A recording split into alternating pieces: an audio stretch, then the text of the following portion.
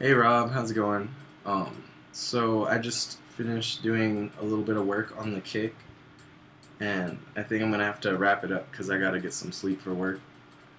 But hopefully from here, like I'll just send these back to you, and if you think that it could still use like a certain something, just send it back my way, and I'll probably do some more work on it tomorrow if you want.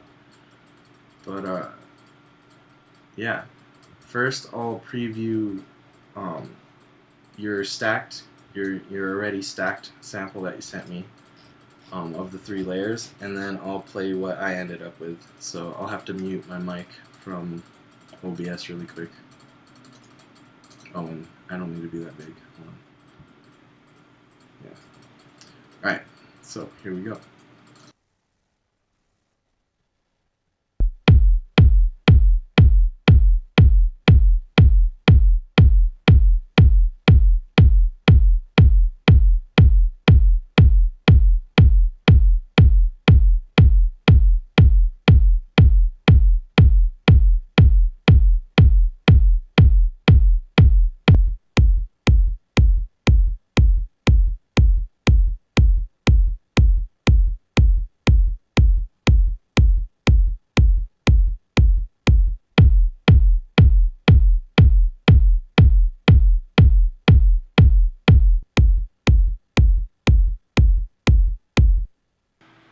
All right. So yeah, that is the transformation that I ended up with.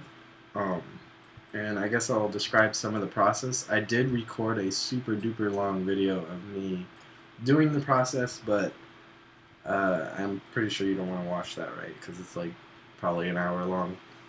But I gotta admit, it was a really tricky project for me because I don't do things like this. It's my first time trying to tackle this, and I kind of wanted to challenge myself. So um, hopefully you are, first of all, happy with the product that I ended up with. And I'll just explain kind of the highlights of the process because this was a tricky one. I had to use my oscilloscope, which is already kind of annoying because I have to hit play at certain times to line it up to, for the kick to be in the same spot in the oscilloscope, just so I can see what's going on. And I was using other metering too, like spectral and all kinds of stuff, to kind of make decisions on towards how I'm going to get that kick. So the first thing I noticed was you have the kick in stereo for the majority of the transient, but then like immediately after it goes into stereo, or did I say mono?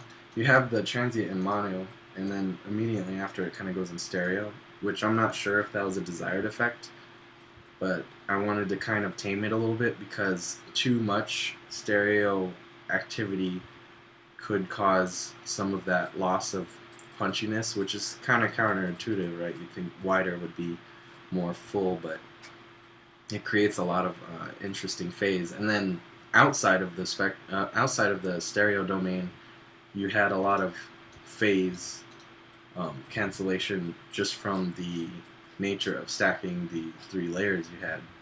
So which made a lot of kind of interesting things I noticed too. That I don't know if this was intentional, but if you look here, as far as dynamics, the dynamics are kind of as all over the place as the um, the phase and whatnot, because you have your transient, and then immediately after you have like kind of the beginning of the sub, which is the same amplitude, and then you have it starts to tail off, but then there's this huge moment of no amplitude, and then there's this bump, and then it continues to fade, and then it comes back again. There's another bump, which I'm pretty sure was the culprit of. Or, sorry, I said that wrong. I'm pretty sure this part of the sample was the main culprit, where I'm assuming you layered them together and probably did some kind of compression, which would have increased the volume, adding that and that tail, which would create an exaggerated enough bump right here. So I don't know if you wanted that effect for like the kind of club boom, like where it's splashing back, like doo doo. Like I don't know if you wanted that, but if you did, I can add that back. I ended up removing it. So essentially, the first thing I had to do was I played the three samples, and the first thing I noticed was toggling, between punch 1 and punch 2. Um, punch 2 had the most phase cancellation in relation to the sub and the other punch. So I took that one out of the picture altogether. And then comparing punch 1 to your sub layer, uh, the sub in relation to the punch 1 also had some kind of hard to work with phase cancellation. So I tried to work with it, but I eventually took that one out of the picture too, leaving just this. So it's still your kick because it's punch 1 is like the main focus and character of what I ended up with, but it's just not going to be as characteristic since I took so much information out. But I just felt like the phase cancellation and all that information was what was creating the lack of clarity in the kick that isn't, it's slamming loud, sure, in dynamics, but it's not like coming across clearly. It's not like vibrant or like clear. So the first thing I wanted to do was remove this bump of amplitude after the kick, so that way the kick can be more dynamic as far as like kind of like a triangular shape the whole time, just kind of fading down. So that is the same as this over here, and then I just added that fade right there to tame. And I didn't remove it completely because I still wanted the kick to be more or less the length you had, so I just kind of tamed it. And then I used a plugin called Kick2 to create a very specific sine wave, and I added that to replace the sub layer, which I tried to match as carefully as I could with the spectrogram here. There's the kick I have, and here's the kick you had.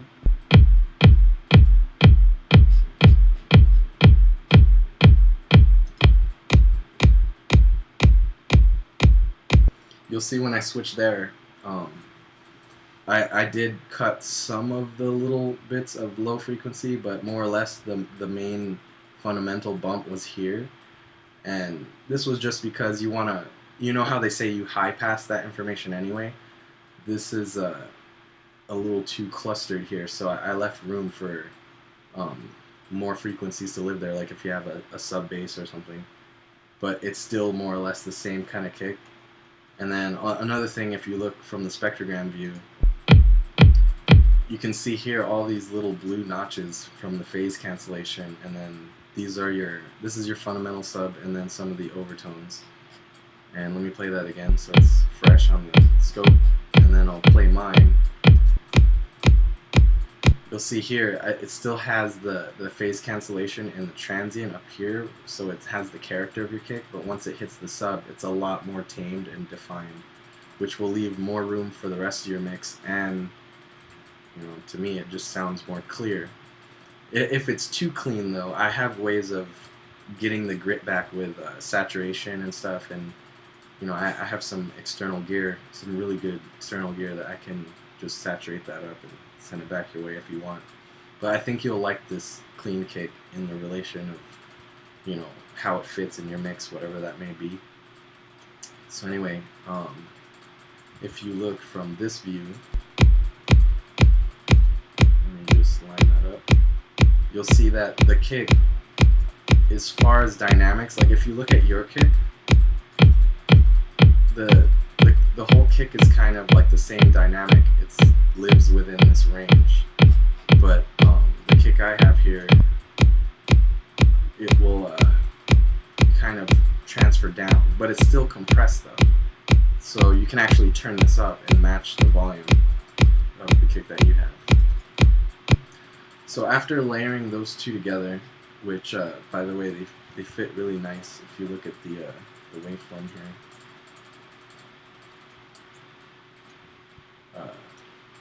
A lot of these subtail will more or less match. So any like kind of discrepancies on the main layer you had here will just kind of tailor to the shape. So more or less, when you look in the oscilloscope here, it's all kind of living within that sine wave. So it's very, very nice and neat, but still with the variations, which is what you want it to have, kind of fatness in it, not just like a pure sine wave. So in the processing, all I did was I have a couple options of color here in the middle, these four, but essentially the theory of what I did, this first compressor is just some light compression to glue the samples together, first of all, these two. But it's very light, like if I just turn everything off and bring this up.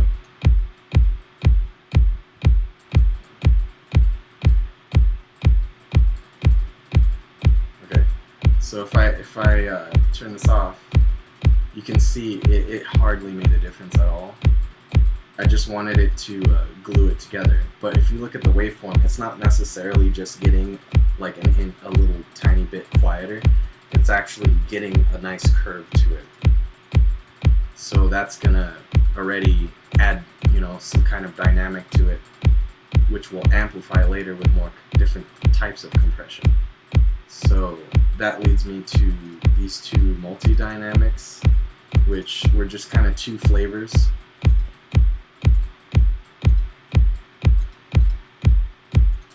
This one I felt took the original sound, like how it is right now, and made it more in your face. And since it's so small, I'll mute my mic so you can hear the trueness.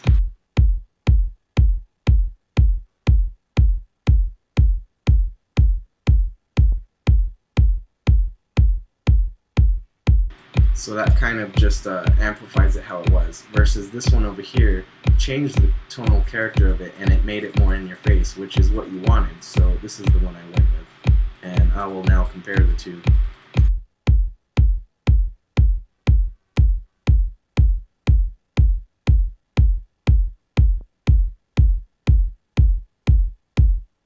So yeah, a pretty drastic change. And then from here, oh, and then, well, obviously you know what multi-dynamics is. I just kind of cleaned it up. I crunched the distance between the high frequencies a lot and then brought it back up so that way you can get a nice transient. But as you can hear, at this stage the transient is still not bright enough, so we'll bring that back up again later. And then I tamed the mids because they were really muddy. And then the sub, just a little bit of taming as well. So essentially mostly taming with that, but while making it louder and more clear. And then I did some upward compression with multi-band dynamics with all the bands off, and some extreme upwards compression. And this was mainly to, if you look at the oscilloscope, it's mainly to compress the signal, but while keeping that kind of triangular dynamics that I had. So yeah. Now if you compare this to your kick,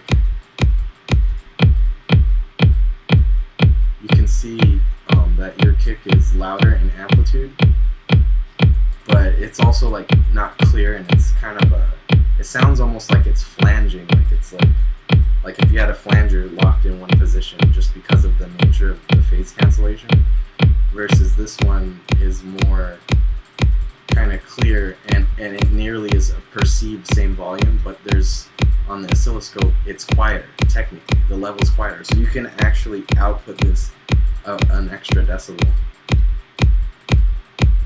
and now it's really knocking, obviously, and there's still room to bring that up if you want it. So at this point, now they're the same amplitude as far as the oscilloscope, but the perceived loudness, now this layer will be actually perceived as louder.